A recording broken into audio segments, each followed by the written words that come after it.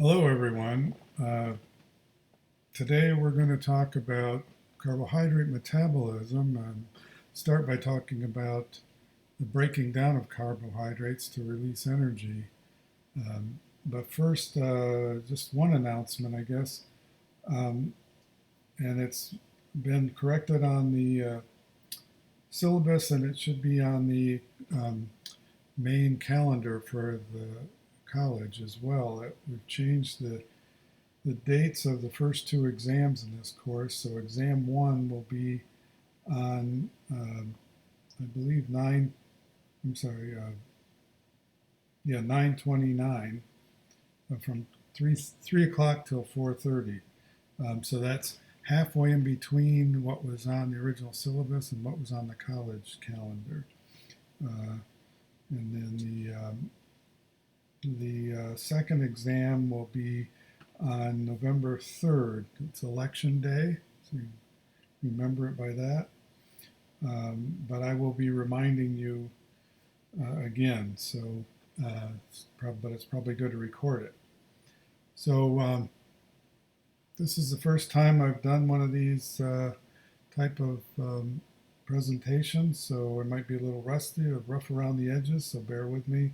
Uh, if you have any feedback, constructive feedback, please let me know. So again, we're going to talk about carbohydrate metabolism. You've been looking at some carbohydrate molecules, and now we're going to be start talking about how they're broken down to release energy, and then maybe a little bit about how they're made. So, and we all know what ATP is, and it's sometimes referred to as a energy storage molecule, but more accurately, I think it's an energy transfer molecule. So it's a molecule that's used to move energy from one reaction to another. And so the goal here, when we break down molecules to generate energy, is to produce ATP that then can be utilized to catalyze other reactions. So what we're talking about today is taking glucose here, 6 carbon molecule, and breaking it down, and ultimately, although we won't get that far today, into carbon dioxide with the release of some energy.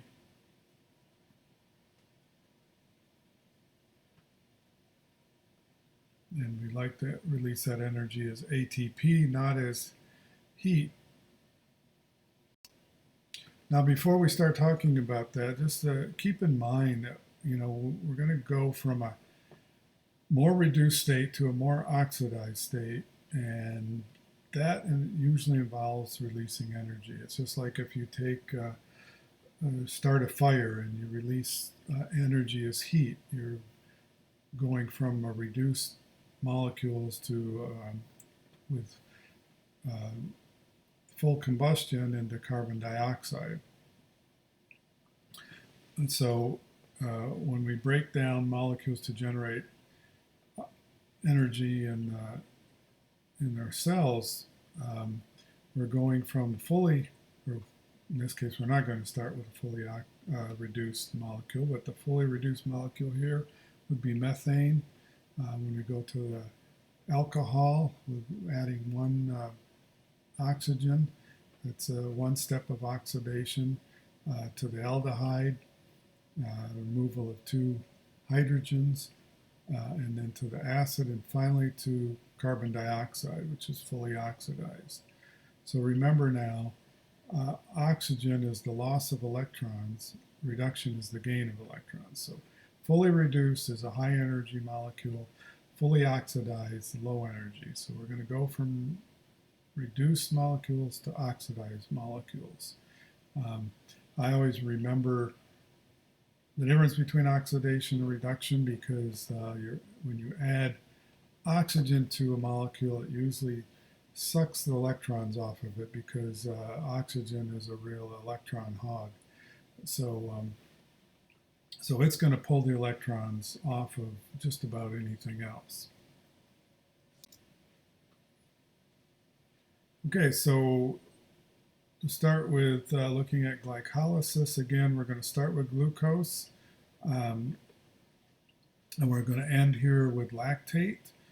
We talked a little bit about lactate on the first day of class.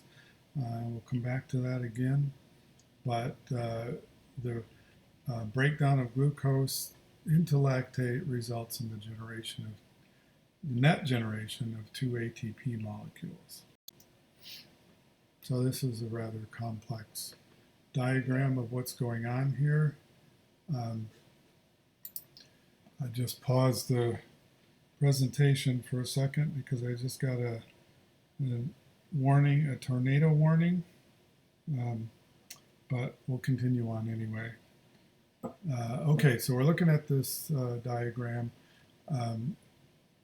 Lots going on here. Again, starting with glucose, now we can send that molecule through glycolysis to make pyruvate and potentially either lactate or send it through the TCA cycle, or we can store it as glycogen by hooking molecules of glucose together, or we can make other sugars out of glucose. And I will come back to this, particularly when we talk about complex carbohydrates, but basically if you have, I was going to say if you have one sugar, you can make all the rest, but since we can make sugars as well, we're never going to be at a loss for sugar if we have something to make it out of. So once you make one sugar, you can convert it to just about any other sugars. Sure, if you look hard enough, you'll find an exception to that, as cases, it's always the case in biology. But okay, we sort of divide glycolysis into two parts. The first stage, which is sometimes called the investment stage, and that's because it takes some energy to start down this path. So when we start with glucose, the first step is to add phosphate to make glucose 6-phosphate, and that of course is going to require ATP and converting it into ADP. So again, a loss of energy at that step. After that's made, the glucose is converted to fructose, and then we add a second phosphate, and again, of course, that's going to take another ATP molecule, so again, some more energy. So we start out by requiring 2 ATPs and converting them into ADPs, so it takes a little bit of energy to get started. At that point, we break the 6-carbon molecule with a phosphate at either end into 2 3-carbon molecules, dihydroxyacetone phosphate and glyceraldehyde 3-phosphate. The dihydroxyacetone phosphate is then converted into glyceraldehyde phosphate. So now for every glucose molecule, we have 2 3-carbon molecules that will continue on through glycolysis. Before we get there, though, let's just take a quick look at the structures of the 6-carbon molecules. And again, on the right is glucose, which is aldo sugar, so it has an aldehyde group on the first carbon. Fructose is a keto sugar, having a carbonyl double bonded oxygen on the second carbon. So after the glucose is phosphorylated at this other end here at the 6th carbon, then we have to move these 2 hydrogens here onto the first carbon, making a carbonyl on the second carbon, which makes fructose. Okay, once we've split the molecule in 2, we've got 2 3-carbon sugars, convert them, make them both glyceraldehyde 3-phosphate, then we can send them through the rest of the process. And as you can see here, I'm not going to really belabor these reactions here, but there are 2 reactions that generate ATP. Remember, we got 2 molecules now, so that's 4 ATPs for every glucose molecule, but we've already used up 2, so now we've got a net gain of 2 ATPs. The final result then is pyruvate, shown here in the enol form because it's similar to its precursor, phosphoenolpyruvate, which is spontaneously converts into the keto form, which is much more stable. Then, if we want, we can convert the pyruvate into lactate by reducing the carbonyl here on the number 2 carbon. And we'll get to why that is important. Okay, we're going to look at this in a little more detail. Just so you get an idea. But again, I don't think it's a good exercise to sit down and memorize all the structures, all the enzymes, and the entire details of the pathway. What we want to get out of this is kind of the big picture of what's happening, why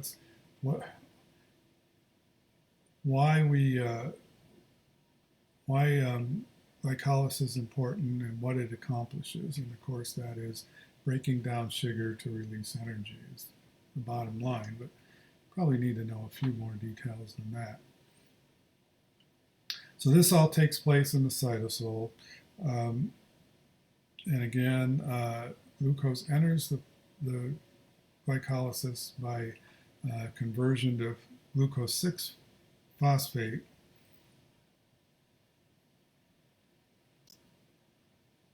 That's using this enzyme hexokinase. I believe hexokinase can phosphorylate other sugars as well. So it just phosphorylates 6 carbon sugars. In this case, converting glucose again to glucose 6-phosphate with the utilization of 1 molecule of ATP. Now there's some regulation at this step because hexokinase is inhibited by the product of the reaction, glucose 6-phosphate, and this is a competitive inhibition. But cells can use this reaction to bring more glucose into the cell. So glucose travels into the cell by passive system, so you can move glucose into a cell against a gradient if there's more inside than outside by phosphorylating the glucose, making it glucose 6-phosphate, and that lowers the intracellular concentration of glucose, allowing more to come in.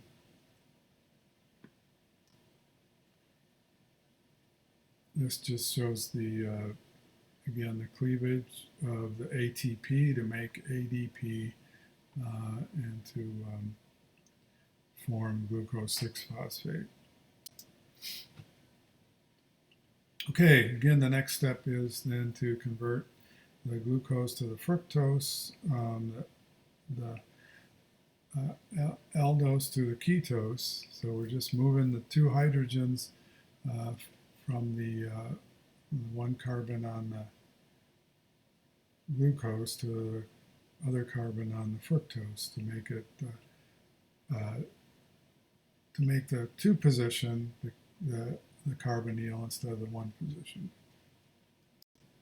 Once that's done, put another phosphate on the other end at the 1 position. So we now have fructose 1,6-bisphosphate, and that's done by the enzyme phosphofructokinase. And this is the rate-limiting step in glycolysis. And this enzyme is highly regulated, and so this is the major, although there are 2 other enzymes that are regulated in the process, this is the major step in the regulating glycolysis.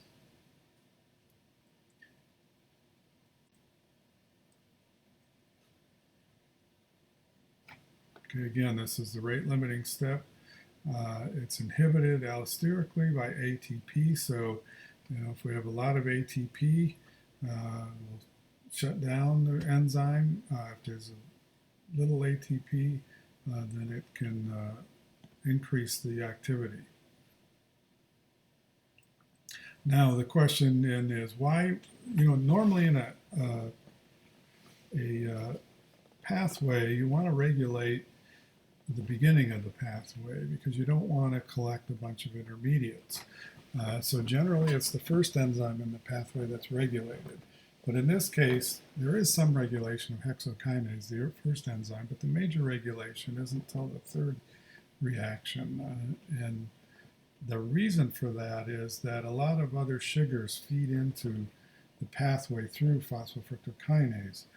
So you want to regulate it downstream of where other sugars feed into glycolysis. So that's why phosphofructokinase is the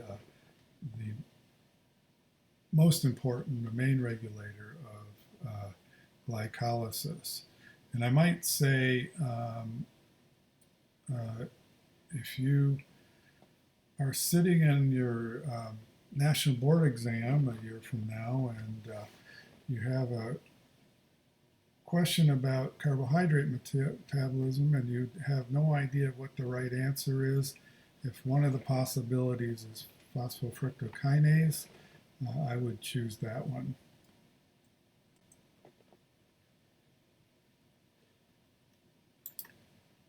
Okay, again, the next step is to break the 6-carbon sugar into 2 3-carbon molecules with a phosphate on the end of each one.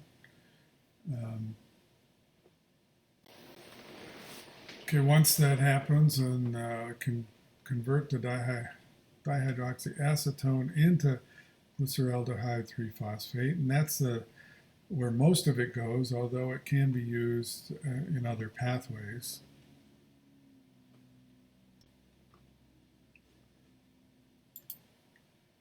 Okay, the next step then is to put another phosphate on glyceraldehyde 3-phosphate, so now it's a diphosphate or a bisphosphate, and that uses free phosphoric acid and converts NAD to NADH. So that's a reduction, so it's actually generating energy here, generating NADH from NAD.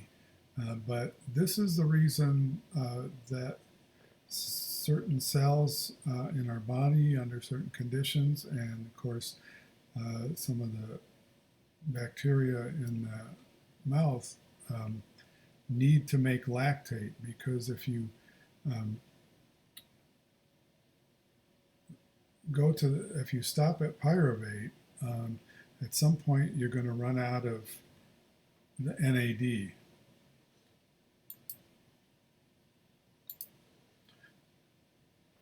You're going to run out of the NAD, so going from pyruvate into lactate converts this NADH back into NAD.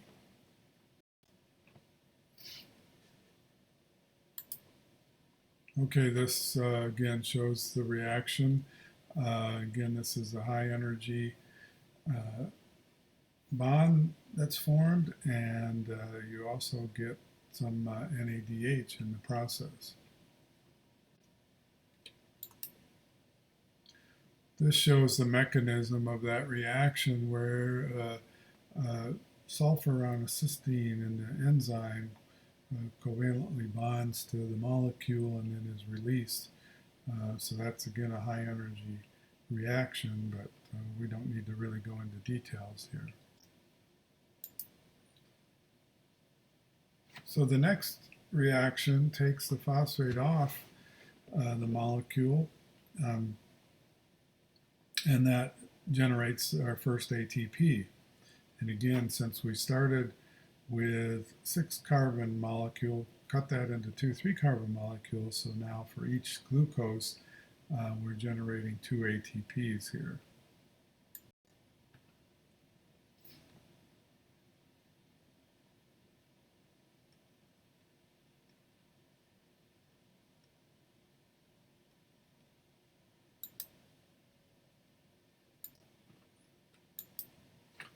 Okay, then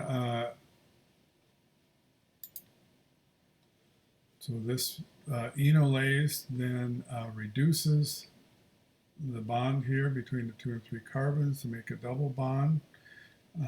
Interesting thing about enolase is it's inhibited by fluoride. Not clear if that has any effect on tooth formation or not, but it is one of the few enzymes that is actually inhibited by fluoride. And then the final step is to remove the phosphate on the 2 carbon, producing pyruvate using pyruvate kinase.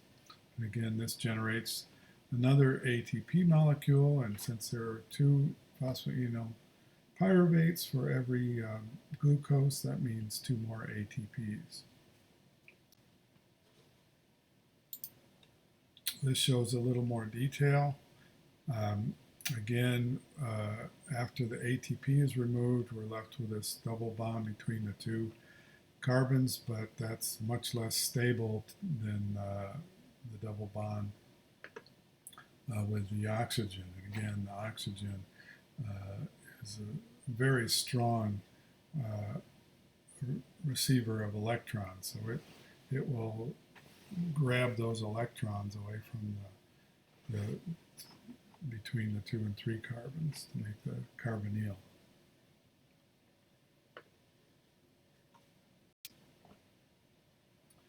Okay, so again, we start with glucose, most common monosaccharide. Phosphorylate it on the 6' carbon and convert it to fructose 6-phosphate, add another phosphate on the other end, and then break that into 2 3-carbon molecules, convert the one into the other, we're over here, glyceraldehyde 3-phosphate, and then both of those can continue on through the pathway, generating 1 NADH and 2 ATPs for each 3-carbon molecule. And you'll see later on that NADH again can generate 2 or 3 ATPs. So we can look at the balance sheet then. The balance sheet for phosphate bonds of ATP. And so the first question is, how many ATP bonds are expended? How many do we need? How many ATPs do we need to start this process? And so you could pause this and go back and look, or you can just wait for me to tell you the answer, which is 2.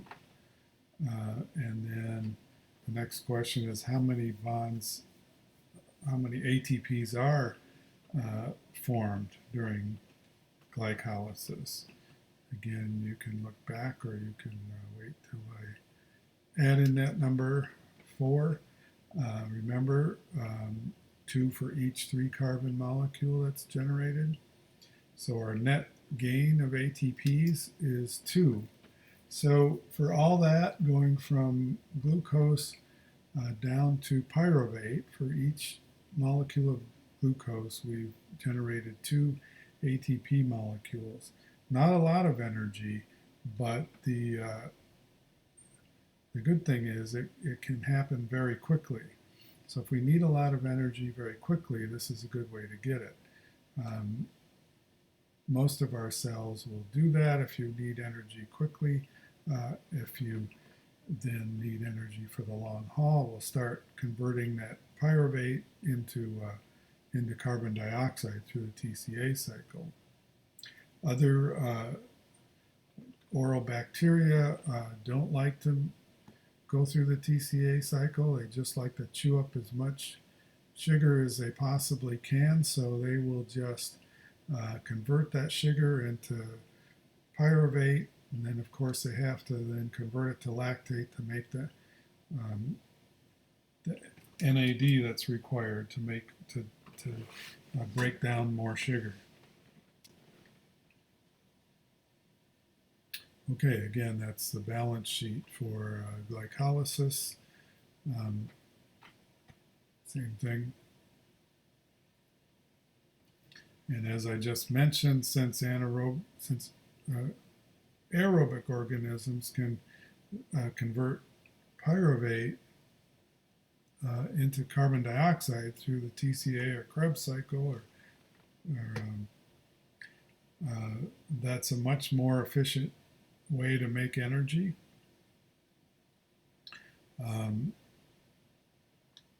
But some organisms don't do that. They just metabolize lots of sugar into lactate and then dump the lactate out in their environment and break down more sugar.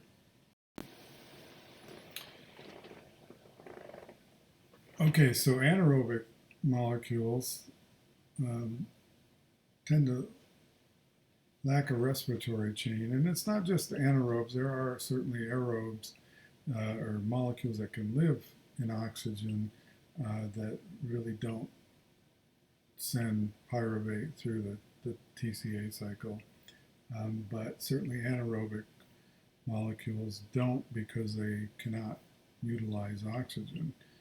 So again, they have to reoxidize the NADH. Move this back. The NADH in order to keep glycolysis going. And so usually that's done by converting pyruvate to lactate. And in the case of oral bacteria, again, like strep mutans, which is not an anaerobic molecule, but likes to just utilize glycolysis for energy, it then pumps the lactate out of the cell using a pump that's just actually the reverse of the proton pump that is used in the mitochondria to generate ATP.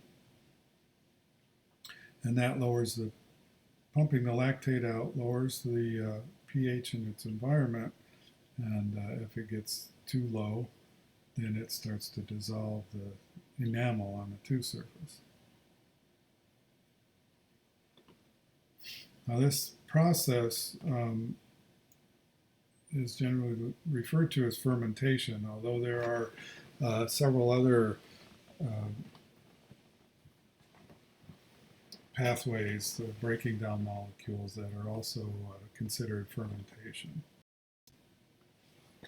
Okay, so here's the bottom line. We're going from glucose here, a 6-carbon molecule, down to pyruvate, generating 2 net ATPs and 1 NADH.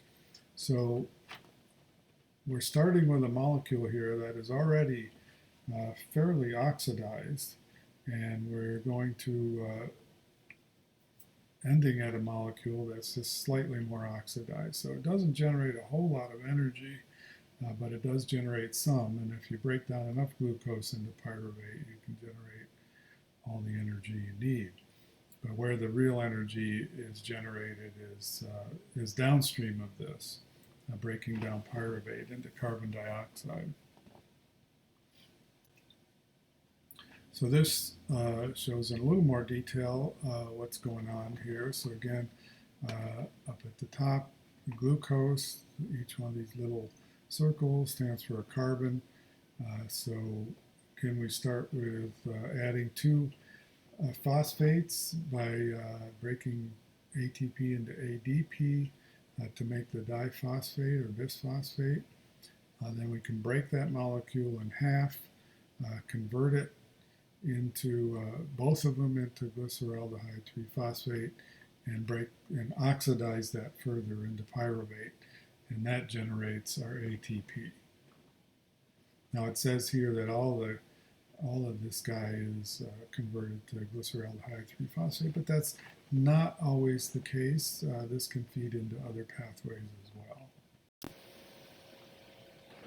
Okay, so I had to pause the video for a minute because for some reason a lot of the pictures weren't loading, so I had to reload them. Anyway, I think I'm back on track. So again, we're talking about lactate dehydrogenase, converting pyruvate to lactate. If we don't want to send the pyruvate through the TCA cycle to generate a lot more energy and carbon dioxide, or fully oxidize the molecule. So if we're not going to do that, we need to convert it to lactate to generate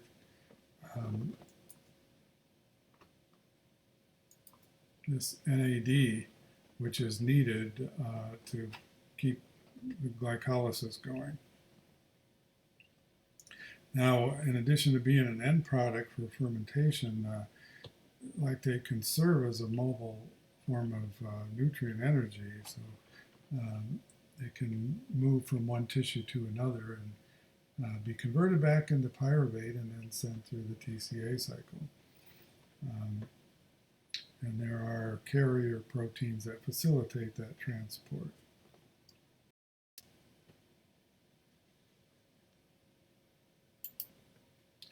Okay, so skeletal muscles convert glucose to lactate during exercise, especially during brief and intense exertion, because you can break down sugar very rapidly.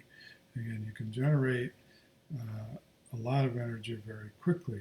Unfortunately, we don't store a lot of glucose, so you can't use it for very long. But if you need a burst of energy very quickly, you can convert glucose into lactate and generate some quick energy that way. So the lactate then can be released into the blood, go to other tissues, converted back into pyruvate, and then it can be further oxidized through the Krebs cycle or TCA cycle. Or it can be converted back into glucose via the opposite of glycolysis, gluconeogenesis, if we want to then store that energy again.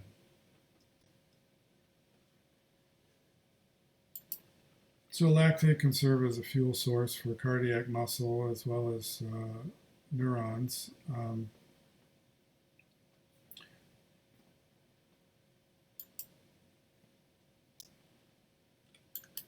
Okay, this is just a little, this is out of the textbook, just a little note about glycolysis and dental caries, particularly, again, with strep mutans and some of the lactobacilli.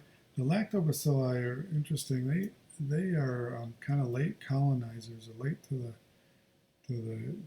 the caries process. So other streps, like strep mutans, tend to get the decay going, and then the lactobacillus move in, and they can actually tolerate lower pH than the streps.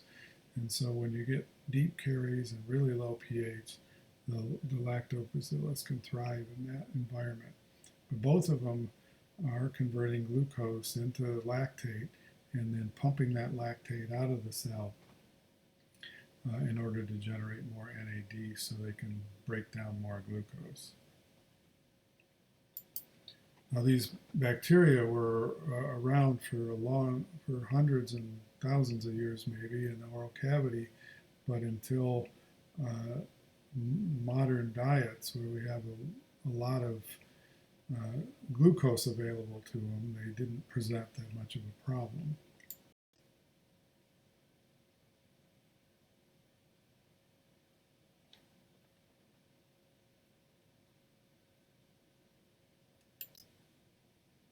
So another box from your textbook.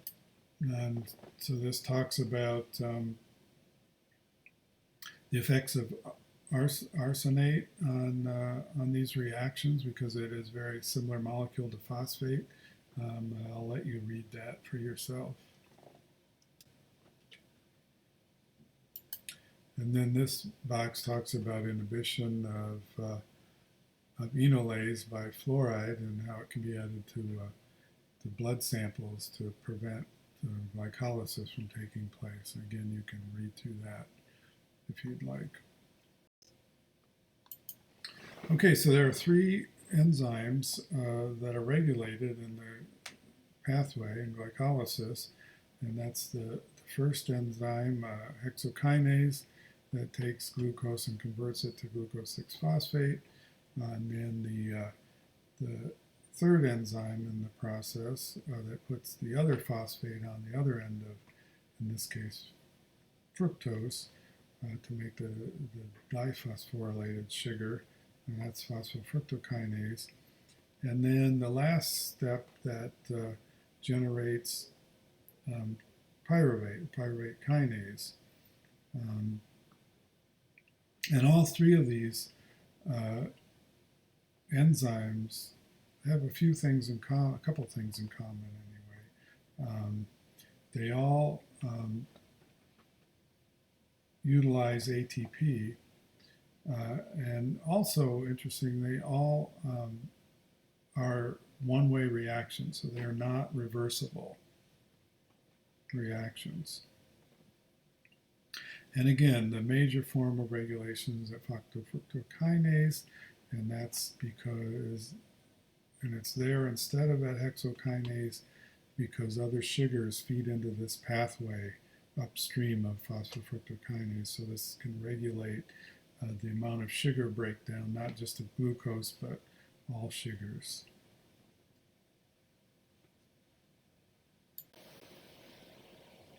Okay, we'll finish up today just talking for a minute about the pentose, the phosphate shunt, and don't want to really go into this in detail, but just to make sure that you're aware that, again, we can convert glucose, or for that matter, most other sugars, into any other sugars, and this is the pathway of converting this 6-carbon sugar into the 5-carbon ribulose, 5-phosphate here, and then on further down to make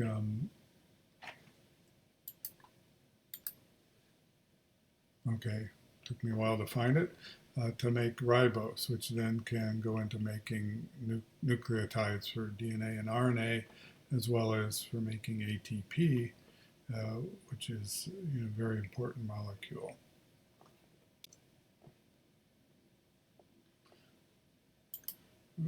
Okay, this is again another box out of the concept box out of the textbook talking about utilization of glucose, and one of the things they point out is that red blood cells use more than their share of glucose, and that there's really not a lot of glucose circulating around in the bloodstream, and there's really not all that much in storage either. So you can read the details of that at your leisure. So that's the last slide for today. In the next series, we'll continue talking about the metabolism of sugars, including going in the other direction and making new sugar from pyruvate or lactate.